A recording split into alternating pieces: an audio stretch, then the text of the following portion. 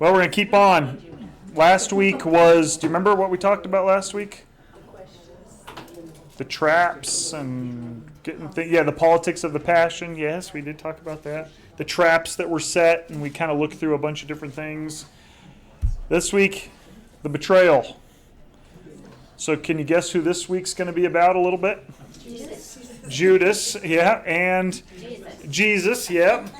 We might get into a little bit. We'll probably talk about the arrest today. So we're going to talk about the betrayal. We'll talk about the arrest. So let's talk about the betrayal a little bit. It all centers around one person. And if you remember when we were talking about the temple aristocracy and all of the people in charge, what they were trying to do, and they obviously made the point well before they set the traps that Jesus had to go. We already talked about the verses where Caiaphas said, prophetically, it's better for one man to die for the nation than the nation to be gone. And they had made these plans. They couldn't get him. We looked at that last week because they tried to trap him with all of these things. They brought the Pharisees in, the Sadducees in, and they brought in the lawyers, and they still couldn't get him. So the next logical conclusion was, we got to get somebody on the inside to sell him out. Somebody on the inside is going to have to help us get him, because otherwise we're just not able to do it directly with him. So they go and they invite Judas to help them. So it's interesting because Judas, is one of the disciples picked by Jesus, and you've probably heard Iscariot. Most people think that's his last name. They didn't have last names in those days. They would say Joseph of Arimathea. They would say Jesus of Nazareth. Like, you didn't have a last name like we do today. And so Iscariot is not his last name. It probably is a number of things. Now, one of the Arabic translations means false one. Judas, the false one. Could be that it was a name that made it into the text, but it wasn't actually given to him until after all these events. So when we read Judas Iscariot, we think that's what Jesus was walking around going, Judas Iscariot. Could be that the name was added later, the last part of it, to kind of make sure they say this guy was a false disciple. Possible. It also has a Hebrew word, which literally means one from Kerioth, which is the most common translation, as people think it's Judas Iscariot, which is Judas from Kerioth. In fact, when we did the Living Last Supper, the part read for Judas is this interpretation. Judas from Kerioth. Kerioth was a village in Judea, so that's why they say, well, maybe he was just from that area, like they would identify a lot of other people from those areas. Now, Iscariot sounds like an Arabic word for what we say the dyer, so one who dyes cloth a certain color, or it can even mean the red. So it's possible that Iscariot meant that Judas had a previous job before he was a disciple of actually being a clothes dyer. Or it's possible that Judas just had red hair, and that's how they identified him. These are all possibilities. No one knows this. This is not settled scholarship where someone says, we've got it. There's all these different ideas because we really don't know the whole Iscariot term. We're just not sure what that actually amounts to. Iscariot also sounds like a word, Sicarii, which means dagger man. And this would have been associated with the Zealots. So if you remember, there's the Zealots were this rebellious group, and they wanted to come in and overthrow Rome. And so some have said, well, it's similar enough. Maybe it meant dagger man and associated him with the Zealots.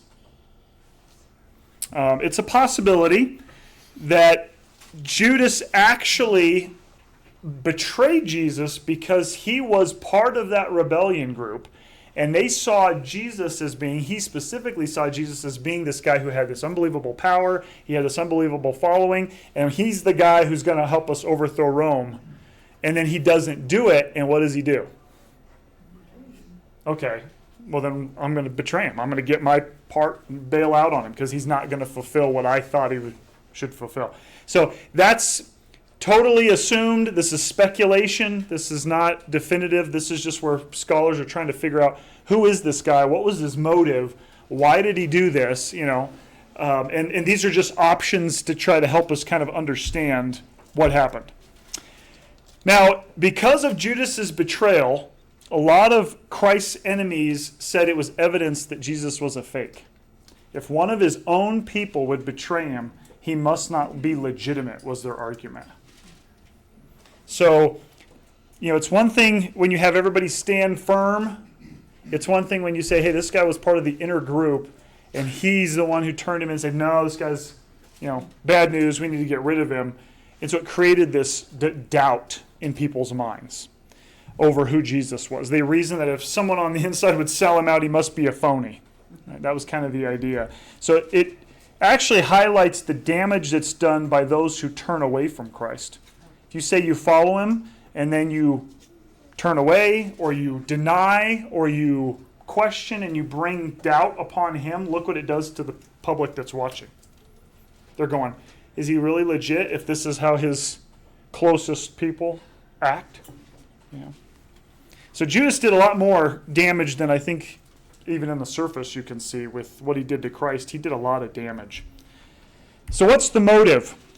He obviously had a motive in the betrayal. Now we kind of talked about one of those, which was he just trying to he thought he was the rebellion leader and then he wasn't, so he just said, fine, I got to get my pieces and get out of it. It's very possible. But the biggest one, the one that everyone will agree on, is this one. It was money. It's all about the money. He saw temporary, possibilities here.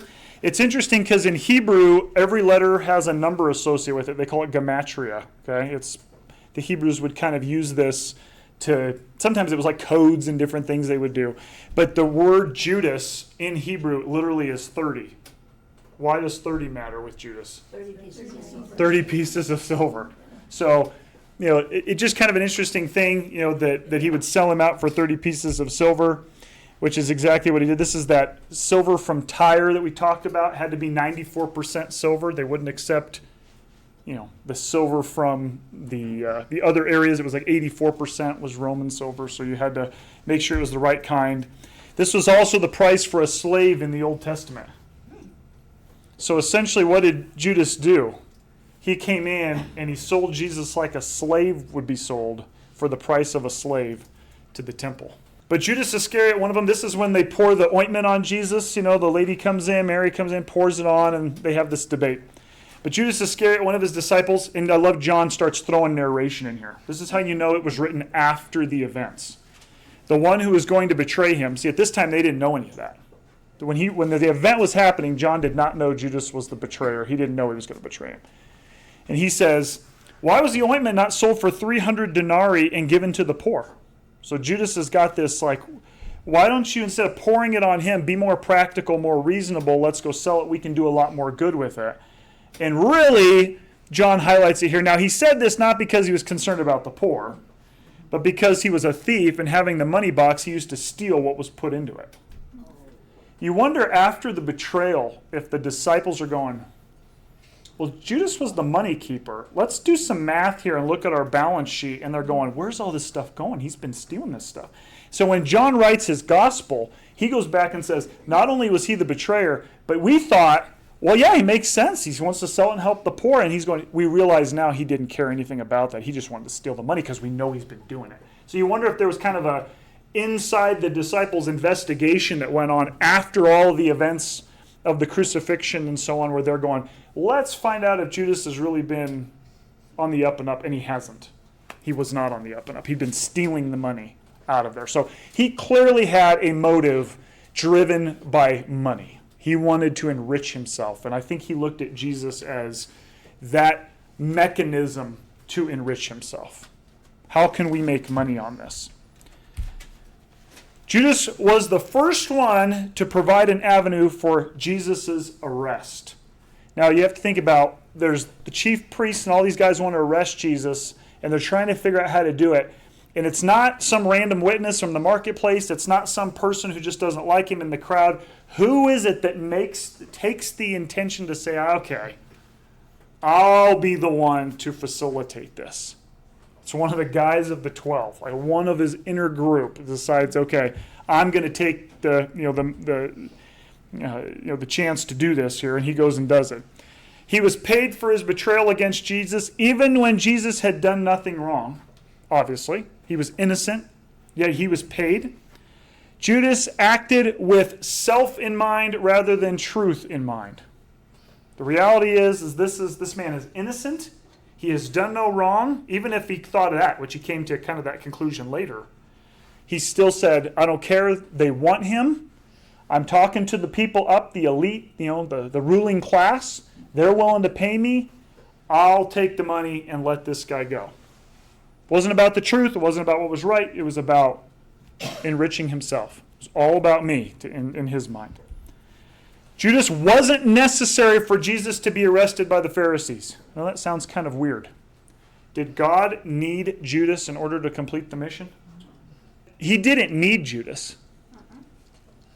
So Judas is not walking out of this like, hey man, I had no choice here. Had no choice. He was not forced to do this. He every bit had his own will. God knows what he's going to do, but he made the decision. And he's the one who carries the responsibility for it. In fact, I was talking about this with Matt, I think last week. We were talking about this a little bit. Because some people will say, well, no, Judas didn't have a choice. He had to betray. And one illustration that's always been helpful to me is if you guys were watching, nobody watches the Broncos anymore, do they? Yes. Okay, some do. Okay.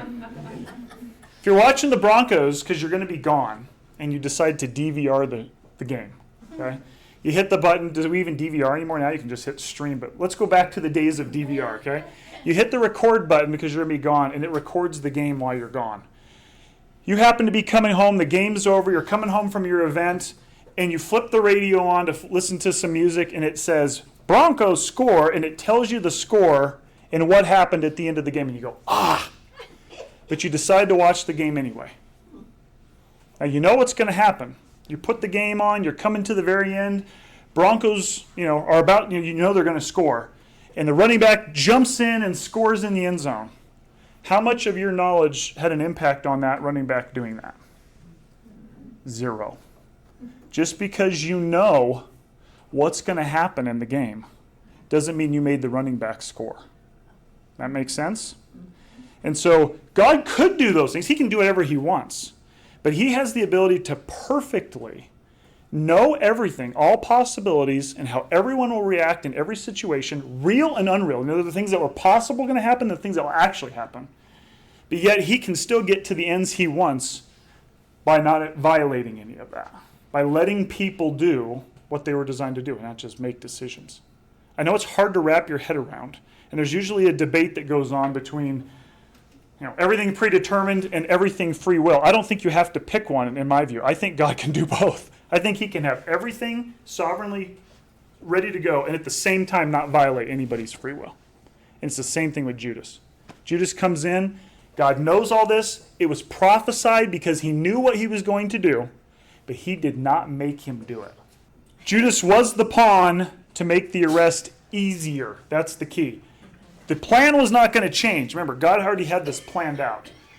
They were going to kill him. They had already determined it. But this guy is going to make it easy for us. He's going to be our avenue to get this done. And that's what he became. So being a part of the 12 had its benefits. Now, why Judas? That's kind of the question. Why not just get some random follower? Well, you have to remember, we always kind of see the videos in the movies of Jesus walking around with these 12 guys, and they're kind of by themselves. He had crowds, and people were coming from all over. The Sermon on the Mount, you had thousands of people. When he fed the 5,000, that was just the men. There was probably 12,000 people there. This is not just somebody that has a couple guys. And so you didn't get into, they would escape to places to get away from the crowds. A lot of times they didn't even know where Jesus was. Now, we can follow the text, so it sounds like we know where he's at all the time. But if you're in the crowd or you're one of the people in the temple, he's a problem, but you can't just pull him up on GPS or look him up on the phone. You got to know somebody that knows, where's he at specific times? Because remember, he doesn't even have a house. He's moving all the time. Well, Judas is a great resource then, because he's not just a person in the crowd that's like, I'm trying to get to the next Jesus sermon. You got a guy who knows and is planning those things. And knows right where he's going to be. Where do they go sleep at night? Whose houses do they visit? Where do they get their food? He has all the info. So he knew where he would be.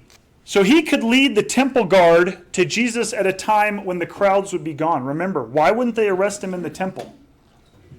Because of the crowds. He had so many people that looked and revered him that if they came in and they said, let's arrest him now, they could have had a riot on their hands, right? They would have had a riot. So what do you have to do? When all the hoopla is over, the crowd has dispersed, and he's called it a night, we need to know where he is so we can do this when no one else is looking. When no one else is is around. That's the same way they do stuff today. They're not going to go after their enemies at times when they've got a rally going on. When are they going to go after them? When there's nobody around. So Satan knew Judas' love for self and money would allow an avenue for influence. And so there's that famous verse where it says Satan entered into him right after the Last Supper. And this is when this starts down this path. The temporary pleasures of the world were more important to Judas than eternity. That's really the key. I want the money so I can get my prestige and live how I want, be somebody here, and abandon everything else when this life is over. And it ended up costing him even early. I mean, he dies early. So what's the setting? It's Passover. Okay, so this is all happening during Passover. Normally 50,000 people. You got 200,000 in Jerusalem because everybody's coming in for Passover. So not only do you have the normal crowds, you got massive crowds. And Jesus is in there teaching and healing people. You can bet the word was spreading. His popularity was high. You had to find a way to get him when he's not in the masses. So he just finished the meal in the upper room, and they all go to the Mount of Olives. They're in Gethsemane. There's a cave there where they actually would go, and that's where they would spend time. There's debate on whether they stayed there all the time. They knew of it, Jesus and the disciples. And the odds were that because there was so many people in the city, there was really nowhere to stay. And so they knew of this place, being hometown guys, that they could go and stay where it was nice out, and they'd go basically hang out at this cave, and that's where they would spend their evenings away from the city. They could get out of the town. The Pharisees wanted to arrest Jesus outside the temple so they wouldn't have a riot. So this is like the prime location. He's outside the city. Everybody's called it a night. We have a guy who knows where he is at a given time. We're ready to go. Like, we've got all the pieces we need to arrest him. So that's why they determined, okay, let's go arrest him in the garden at night. Judas knows where he's going to be. So this was coordinated to get him. They had a plan here.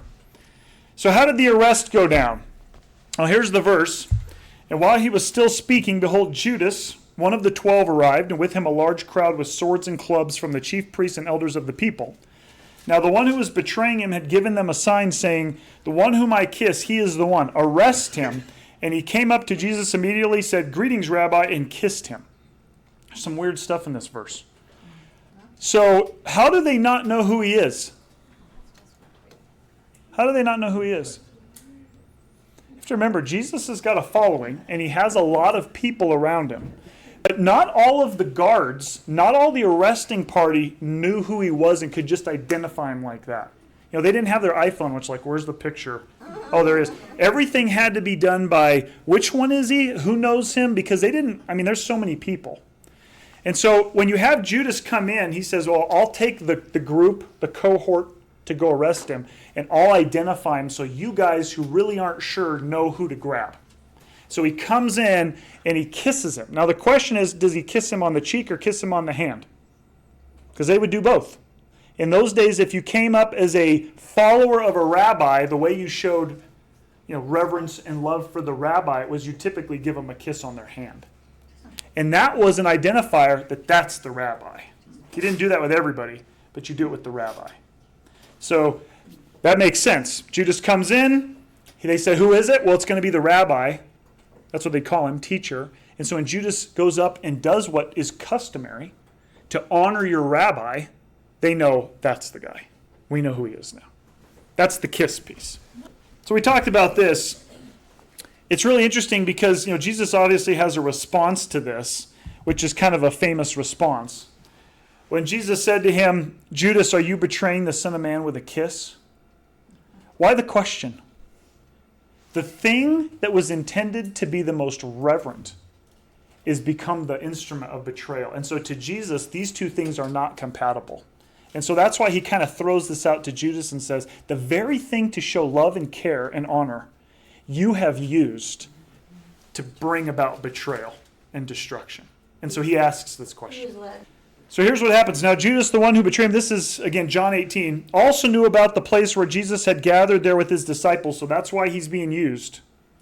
So Judas, taking the cohort and officers from the chief priests and from the Pharisees, came there with lanterns and torches and weapons. Then Jesus, because he knew all the things that were coming upon him, went out and said to them, "Who are you looking for?" They replied to him, "Jesus the Nazarene." He said to them, "I am he." Now Judas, the one who betrayed him, was also standing with them. It's kind of an interesting part of the story. Judas shows up. The word cohort there is an actual military term, Roman military term in Greek that literally means 600 men. Now, they don't think it was actually 600. It's kind of like saying, oh, we had a whole army, and we really only had like 25 people. It's just kind of a phrase that we use to say we had a bunch. And so they're not sure it was actually a cohort, because a cohort would be 600 Roman soldiers. There's no indication the Romans had any clue this was going on. Pilate would have known. All these guys, and you don't just take 600 Roman soldiers without somebody signing off on that. And when Jesus shows up to Pilate later, Pilate hasn't really had anything to do with it. Who is this guy here? So it's probably just an expression of a large number, and this is the temple guard. This isn't Roman soldiers. These are Levites that work for the chief priests and the Sanhedrin, and they're sent as the temple police to arrest him. Okay? Temple police. So they say, okay, who is he? He says, here I am. Now there's this word here, I am he, this phrase he uses, not a great translation. It actually it has a weird ending to it. So he says, I am he, and then it says they drew back and fell to the ground. Isn't that weird? Now we kind of spiritualize this and supernaturally say, he must have had some like pulse of energy fly off of him, and everybody goes, boom, they just get knocked to the ground. That's not what happened. Not what happened. The phrase, I am he, is not a great translation. He literally said, I am. And that's the divine name. The high priest was the only one who could say that. And he would only do it at certain times and during festivals. And when it happened, guess what the Jews would do? Hit the ground. So what's he doing here? Jesus, they say, who is it? Which one's Jesus of Nazareth? And he says, I am. He says the divine name, and they immediately have to, in reverence, hit the ground, because that's what you do when you hear the divine name. So it wasn't like they supernaturally got leveled. He actually just said Yahweh, or he says, I am, the divine name. But it is interesting that when he comes and he says, they say, which one of you is Jesus of Nazareth? He says, I am, which is equating himself to God. And they literally fall to the ground before God, not realizing what they're doing at his arrest. Isn't that weird? So Judas was most likely with the temple guard. These are the Levites on duty. We talked about that several weeks ago. And who are you looking for? He says, I am in Greek. It's the divine name. Spoken by the chief priests, they would fall to the ground. So that's what they were doing. They weren't like knocked down. We heard the name, we have to hit the ground. That's just what the Jews would do. Now remember, Jesus was never associated with violence, yet the party came with weapons to arrest him. He never had an instance, like maybe the temple thing, you could say, well, he flipped some tables over, but he never hurt anybody. Didn't even show he hurt any animals, And yet here they come with all of their clubs and everything, and look what he says here. Have you come out with swords and clubs as against a robber? Every day when I was with you in the temple courts, you did not stretch out your hands against me, but this is your hour in the domain of darkness. In other words, you could have, if this was the right thing to do, you could have done it in the light of day at any time you wanted, because I was not violent, and you all know this. But because they know that, they had to do it in darkness so they could hide it from people. It's really interesting because when you follow politics, even in our country, how many votes do they have in the middle of the night on like big issues? A lot. They don't do it when the news is going, not that the news would tell you, but they don't do it in the daytime. They do a lot of them at night. And usually they're big ones that they know are going to be controversial. And on Friday night. On Friday night. Why? Here's why. Because if we do it when everybody's looking, we're going to get criticized. We're going to have people say, whoa, that's not right. And so these evil men love darkness. They love darkness. And why do they love darkness? Because the light exposes their deeds, and they don't want their deeds seen. John writes about that. Back to Matthew 27. Then when Judas, the one who had betrayed him, saw that he had been condemned, this is after he's arrested now, he regretted what he had done and returned the 30 silver coins to the chief priests and elders, saying, I have sinned by betraying innocent blood. But they said, what is that to us? You see to it. And throwing the silver coins into the temple, he departed, and he went away and he hanged himself. This is the controversy, because it uses the phrase, he regretted what he had done. That doesn't necessarily mean you're saved. You can. I'm sorry.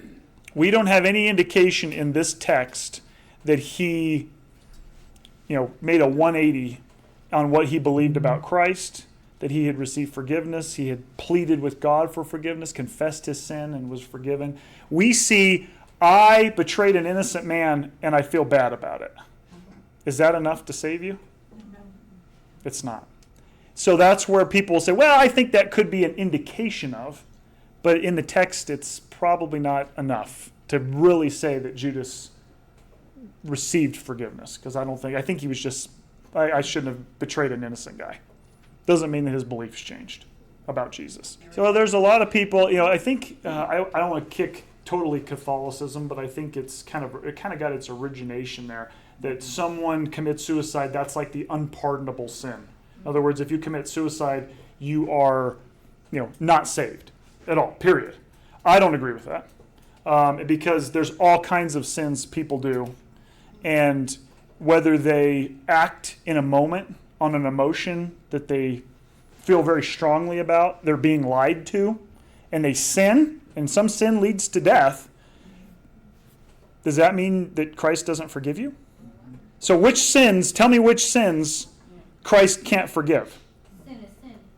The only one I know of is the blasphemy of the Holy Spirit, and that's literally saying, I'm going to attribute the works of God to Satan. Well, can you really be saved if you attribute the works of God to Satan? You're going to say, the gospel is from Satan, I reject it. You're pretty much hosing the only mechanism you have for salvation. That's it. So, I've done funerals for people who committed suicide, and the family's asking me that question. Are they in heaven? So, well, do they know Christ as their personal Savior? Have you ever made an emotional response and done something wrong in a moment because you were emotional and you sinned?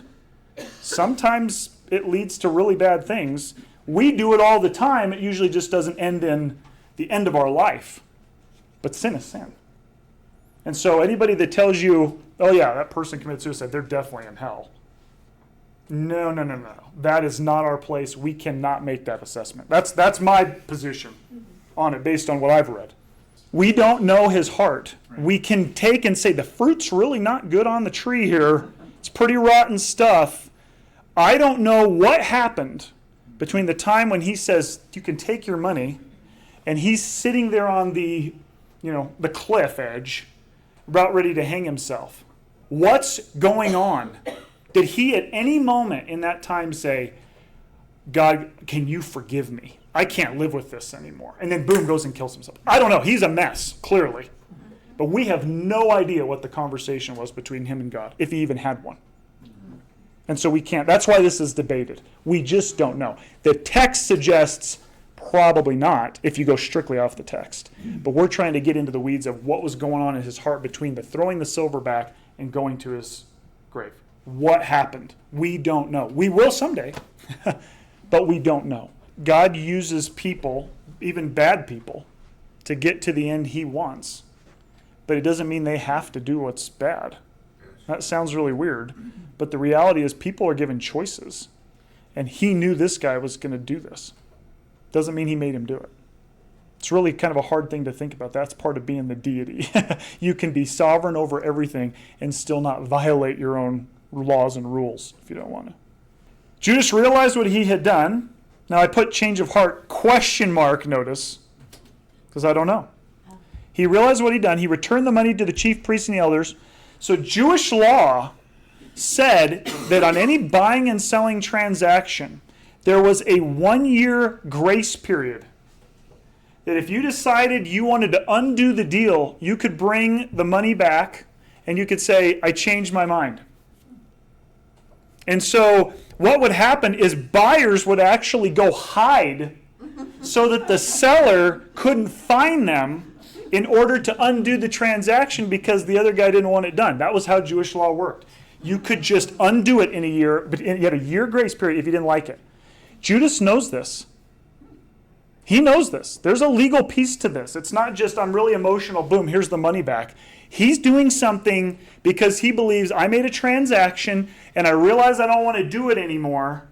Take the money back and let's undo the deal. So why throw it into the temple? That's a question. Well, here's why. There was one rabbi who actually knew that there was this hiding technique that was going on. And he said, I know people are trying to get around this, so here's what we're going to do. If you want to undo the deal and you can't find the seller, you can bring it to the temple and put it there and it'll undo the deal. Judas knows this. So what's he trying to do? He's trying to undo the deal per Jewish law. I'm trying to undo the deal. But they're going, what is that to us? You see to it. And throwing the silver coins at the temple, he departed and he went away and he hanged himself. I know that's really fast, but we don't know exactly the time frame. We're getting Matthew's commentary on how his end came about. Judas is tempted to undo the deal with the seller. They obviously refused. And so what does he do? He follows Rabbi Hillel's law and takes the money and throws it into the temple. Because the seller won't do it, so I have a legal right to put it in the temple and undo the deal that way, by your own law. He knows what he's doing. He's probably standing in the court of Israel, which is outside of the sanctuary where you can look into the Holy of Holies, and he basically throws it into the Holy of Holies. He throws it into the holy place, right in the main door of the sanctuary. And we know that because there's two different words listed. When you see temple complex, the whole area, it's this word. When it's sanctuary, it's this word. And that word that is used, temple, is the sanctuary. Now, he can't go into the sanctuary. But he's standing there in the court of Israel talking to the chief priests. And when they say no, he takes it and he throws it right into the sanctuary. But what is he trying to do? Undo the deal. And they're like, we're not undoing it. So again, put that into your repertoire of what you think of Judas. Was it just for his own, so I don't have to deal with the guilt of it? Could be. He was clearly trying to undo the deal. He was trying to. It's too late. So here's what they do because of the corrupt leadership. But the chief priest took the silver coins and said, it is not permitted to put them into the temple treasury because it is blood money. And after taking counsel, they purchased with them the potter's field for your burial place for strangers. Okay, so here's what they're doing legally. Okay, if you gave money to the temple and it was illegal activity, they couldn't mix it with the normal tithes and offerings. They had to keep these things separate. Notice they wouldn't give it back. They would say, we'll take it, but we have to use it for something other than temple stuff. So they would actually take that, and they had a rule that it only could be used on public institution stuff. Parks, buses, whatever, you had to take that money and you had to use it for the public, right? And so what did they do? They went out and basically said, we're going to create a field here with we're going to make it a cemetery for foreigners. It looks really nice. Look how wonderful these guys are. Look what all they do for the public. And what are they doing? They took the money that they paid to betray an innocent man and they turned it into looking like they were all about the people. This is how corrupt they are. So here's a question. For those who think Judas' betrayal testifies to Christ's falsehood, what does Judas' suicide testify of Christ? Remember at the beginning they were holding against this idea that, well, if he's got one guy that's betraying him, he must be a phony. Well, what do they think now? He must have done something. Something wasn't right here, so we're kind of back to, well, he must be legit. Just a question I was thinking this week. So let's talk about this briefly, the sham trial, because that's what it is. It was a sham. We don't have those today, do we? Here's John 18. Then the cohort in the military tribune and the officers of the Jews seized Jesus, tied him up, brought him to Ananus first, for he was the father-in-law of Caiaphas, who was high priest that year. So he gets arrested, and they take him not to Caiaphas. They take him to this other guy, Caiaphas' father-in-law. Who is this guy? Who's this Ananus? So he was interrogated by the previous high priest. He's not in the role anymore. He has basically given it to his son-in-law, or the Romans gave it to his son-in-law. And he says, I'll talk to him first. Now it's interesting because Even though Caiaphas is the high priest, if you ever held the role of high priest in Judaism, you basically still were worthy of that honor. You still were very, very high up the ladder. You still had a lot of influence and power, even though you technically weren't the administering high priest for that year. So his family ran the high priesthood for basically all of the first century AD. He had 5 sons, and they were all high priests at one point. Talk about family business. Caiaphas, his son-in-law, is currently the high priest. So his daughter's husband. You see how they keep this in the family? Keep the power? The corruption's unreal. Annas' family was wealthy. They had a ton of money. They were very powerful. They were very connected to Rome, and they controlled the entire temple leadership. But there's like a family that's kind of in the government, but they're also part of this priest, and they're dealing with people, and they're able to kind of put everybody and run the show. So if you ever held the title high priest, you kept it for life, even though you're not performing the duties. And so this title was the only one that allowed you to enter the Holy of Holies on the Day of Atonement. That was the high priest's role. The priesthood had changed before Jesus' day. It used to be bloodline. But then all of a sudden politics got involved and the Romans got involved, and it was no longer about following the bloodline. It was about, who do we want to put in there? Who do we want to put in this position of power? And they would remove them and they would put new ones in. You no longer had to serve for life. You could retire and hand it off to the next person. Remember the cities of refuge in the Old Testament? If you happened to commit a murder by accident, manslaughter, you could escape to these cities and you'd be safe there. Well, if a high priest died and there was people sitting in those cities of refuge, then you could actually go home. Basically, everything was absolved. You got to go back. So that's how much they regarded the high priest. If they died, they would basically say the deaths of manslaughter in these cities of refuge, you could all go home. They were very, very influential.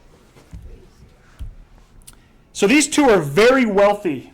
Remember, they get money off everything that's sold. They're the top people in the temple. This is like your top folks in the country. They're just super wealthy.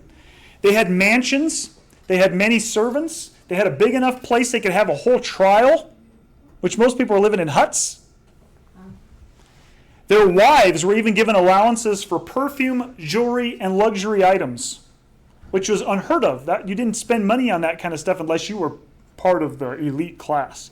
And their wives were just buying it up like, it's kind of like Hollywood. I kind of think of like the Hollywood deal. They were known to hold land and own businesses, even though they were the chief priests. They had a shipping business they owned, and these properties over here they were leasing out. These guys were not, what we typically think they were. Anyone appointed to a position of any substantial authority in the temple was almost always family. Sounds like the government, doesn't it? You get power, and then what do? You put all your family and your friends in power. And then you can keep power. And then they'll put the family and friends in power. It's no different what they were doing. No different. The high priesthood was corrupt. It had been corrupt for many years before Jesus. It was recorded. In fact, one high priest even bought the priesthood from Antiochus IV in 165 BC. Can I be the high priest? I'll give you a amount of money. Sure. The position became political as the Romans would remove the priest if they didn't get along. We don't like you, you're out, we'll put our guy in there. Between 37 BC and 70 AD, there were 28 different high priests. That's a bunch. The majority of these priests belonged to one of 4 powerful families. The wealthiest, the most connected in Judea, those are the ones who got to be the priests. It's not much different, is it? It hasn't changed in years and years. These families kept control by putting their relatives in all the positions of significance. They assured them continued influence and power over the coming generations. After the time of Jesus, eventually, the people said, we've had enough of this. They revolted. They burned the debt records in the temple, and they even killed one of the high priests. This was about 70 AD, right around that time.